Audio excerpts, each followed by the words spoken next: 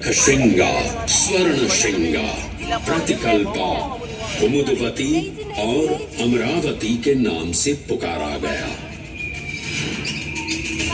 उज्जैन जो मनुष्य को मोक्ष प्रदान करने वाली 7 नगरियों में से एक है।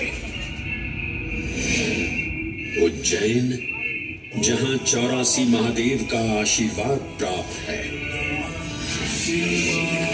उज्जैन जिस पर सदा ही कृपा रहती है महाकाल की। यहाँ सतत क्षिप्रा नदी की निर्मल धारा बहती है। डमरू के नाद से जीवन को ऊर्जा मिलती है। घंटियों की झंकार मन को आनंदित करती है। और यहाँ का आकाश शिव आशीष स्वरूप है।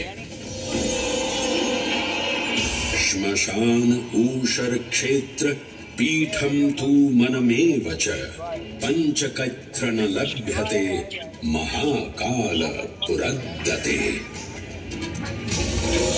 अर्थात यहाँ पर श्मशान ऊषर यानी अनुपजाऊ भूमि, क्षेत्र अर्थात पवित्र भूमि, पीठ यानी शक्ति स्थान और मन अर्थात आध्यात्मिक शांति का स्थल पांचों एक ही स्थान पर उपलब्ध हैं। ये संयोग महाकाल की नगरी उज्जैन की महिमा को और गरिमामय बना देता है।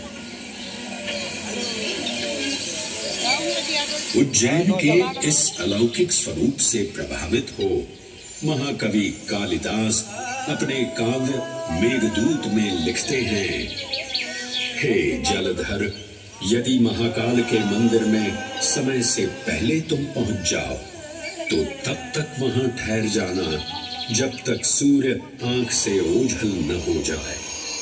शिव की संध्याकालीन आरती के समय नगाड़े जैसी मधुर ध्वनि करते हुए तुम्हें अपने धीर गंभीर गर्जनों का पूरा फल प्राप्त होगा।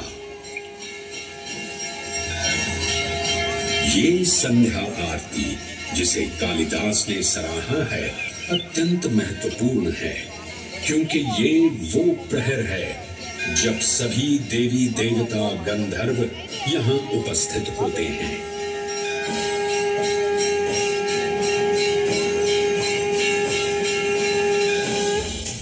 उज्जैन की महिमा अद्वितीय है।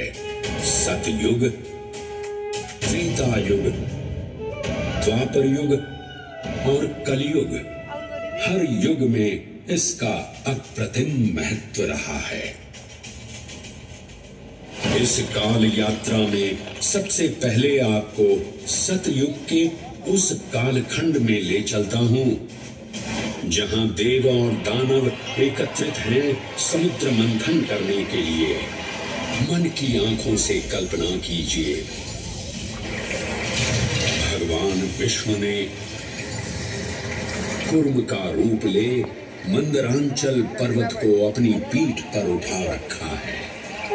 सागर से विकराल लहरें उठ रही हैं, मेघ भयानक गर्जना कर रहे हैं। देव और दानव वासुकी सर्प को नीति बना और मंदार पर्वत को मथनी बना सागर को मथ रहे हैं कि तभी जल का पाप कालकूट विष निकलता है और पूरी सृष्टि को अपने ताप से झुलसाने लगता है। इस भयावह स्थिति ने देवताओं और असुरों के बीच हाहाकार मचा दिया। ये कैसा अनर्थ है? लक्ष्य था अमृतत्व का, पर अब मृत्यु की विकराल छवि हमारी आंखों के समक्ष मंडरा रही है। इस भयंकर संकट से केवल वही उद्धारकर्ता मुक्ति दिला सकते हैं जो समस्त विश्व के परम संरक्षक हैं। तभी सब महादेव की शरण में जाते हैं और पुकार लगाते हैं, ओम नमो भगवते रुद्राय। और फिर तुष्टा महादेव भक्तों की गुहार सुनते हैं, कैलाश से उतरते हैं, विष को अपनी अंजुलि में भर अपने कंठ में धारण करते हैं।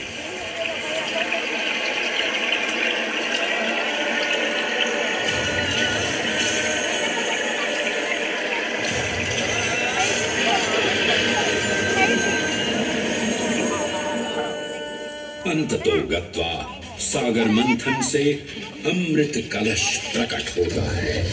जैसे ही अमृत प्रकट हुआ, दानवों ने इसे केवल अपने आधिपत्य में लेने की आकांक्षा प्रकट की और संघर्ष छिड़ गया। आज यदि हम इस अमृत को प्राप्त कर सकें, तो हम देवताओं पर हमेशा के लिए प्रभुत्व स्थापित कर पाएंगे। अमृत अपात्र हाथों में ना जा पाए, क्योंकि ये अपनी शक्ति का असीम दुरुपयोग करेंगे। इस अराजकता के परिणाम स्वरूप अमृत की कुछ बूंदें छलकी और पृथ्वी तक पहुंच गई। 4 स्थलों पर स्पर्श हुआ इन बूंदों का। हरिद्वार, प्रयागराज, नासिक और उज्जैन। अमृत की इन्हीं बूंदों के कारण उज्जैन में हर 12 वर्ष पर कुंभ सिंहस्थ मेले का आयोजन होता है।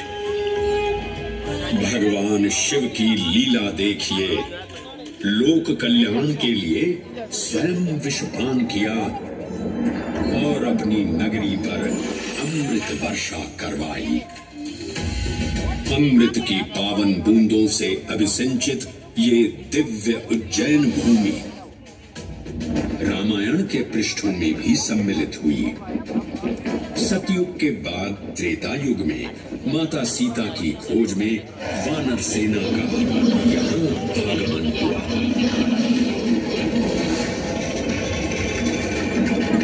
समय की इस यात्रा के माध्यम से अब प्रवेश करते हैं वाल्मीकि रामायण के किष्किंधा कांड में। जब वानर राजा सुग्रीव अपने यूथपतियों से सभी प्रमुख स्थानों पर जाने के लिए कहते हैं और उन्हें अवंती नगर यानी उज्जैन जाने का आदेश भी देते हैं। मेखला उत्कल के क्षेत्र, दशर्न के नगर, आब्रवंती, अवंती और विदर्भ के राज्य, साथ ही माहिष्का के आकर्षक राज्य में भी पूरी तरह से खोजना होगा। एक युग भगवान विष्णु के राम अवतार से संपृक्त और अगला युग उन्हीं के एक और दिव्य अवतार से समरस होना, ये अद्वितीय संगम केवल उज्जैन में ही संभव था। परंतु एक क्षण ठहरिए और ध्यान से सुनिए। ये हैं महाकाल के 1008 दिव्य नाम। हाँ, मैंने काल चक्र को परिवर्तित कर दिया है और अब द्वापर युग का शुभारंभ हो चुका है। विस्मय पूर्ण हो जाएंगे ये जानकर कि महाकाल के इन नामों को स्वयं भगवान श्री कृष्ण ने रचकर पिरोया था। महाकाल सहस्र नामावली की ये अद्भुत रचना उस समय की है जब योगेश्वर कृष्ण, उनके मित्र सुदामा और शेषावतार बलराम ने अवंती नगरी में स्थित सांदीपनी ऋषि के आश्रम में वेद, वेदांत दर्शन और शस्त्र विद्या की शिक्षा ग्रहण की थी। कहते हैं कि भगवान श्री कृष्ण को अवंती ने ऐसा मंत्रमुग्ध कर दिया कि यहाँ 64 दिनों तक रुककर 64 विद्याएं और 14 कलाओं का ज्ञान लिया। उज्जैन का संबंध महाभारत से भी जुड़ा हुआ है। इस महान महाकाव्य के वन पर्व में उल्लेख किया गया है कि महाकालेश्वर मंदिर में स्थित कोटि तीर्थ जल का स्पर्श मात्र करने से अश्वमेध यज्ञ के समान फल प्राप्त होता था। और फिर परिवर्तन की इस अनवरत धारा ने एक नई कहानी लिखी। उज्जैन में उदय हुआ मौर्य वंश का।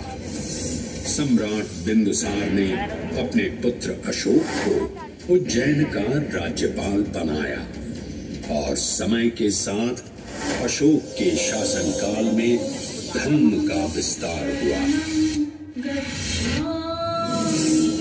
मौर्य वंश के पश्चात विभिन्न राजवंशों, सम्राटों और नरेशों ने उज्जैन की सेवा की। उनमें से प्रमुख मालवागण और फिर गुप्त वंश ने यहाँ राज कर इसके वैभव में वृद्धि की। उज्जैन ने अपने भव्य तेज से जहाँ महात्माओं और शासकों को आकर्षित किया, वहीं इस नगर पर आतताइयों की दृष्टि भी पड़ी।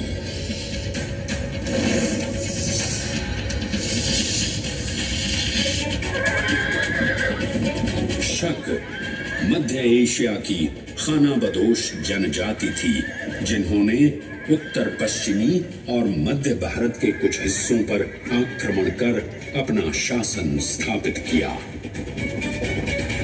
ईसा पूर्व प्रथम शताब्दी में जब भारत शकों के अत्याचार से त्रस्त था, तब उन शकों ने उज्जैन पर भी कब्जा कर लिया और फिर उज्जैन में उदय हुआ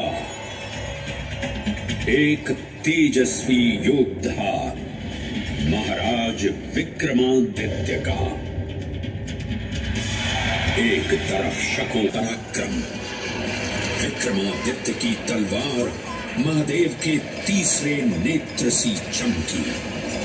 प्रचंड युद्ध हुआ।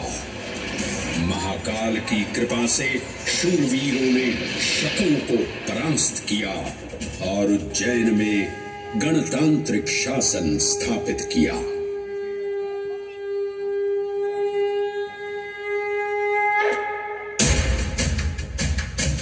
इन्हीं महाबली विक्रमादित्य की राज्यसभा महाकाल मंदिर में ही प्रतिष्ठापित थी। आज भी इस मंदिर की घंटियों में विक्रमादित्य की वीरता और शौर्य की प्रतिध्वनि गुंजायमान होती है। राजा विक्रमादित्य और शकों के मध्य हुए युद्ध ने उज्जैन को काल चक्र से अभिन्न रूप से जोड़ दिया, क्योंकि जिस दिन उनको विजय प्राप्त हुई, उस गौरवशाली उपलब्धि के सम्मान में एक नवीन पंचांग का शुभारंभ किया गया, विक्रम संवत पंचांग। आज भी कई हिंदू पर्व और धार्मिक अनुष्ठान विक्रम संवत पर आधारित हैं।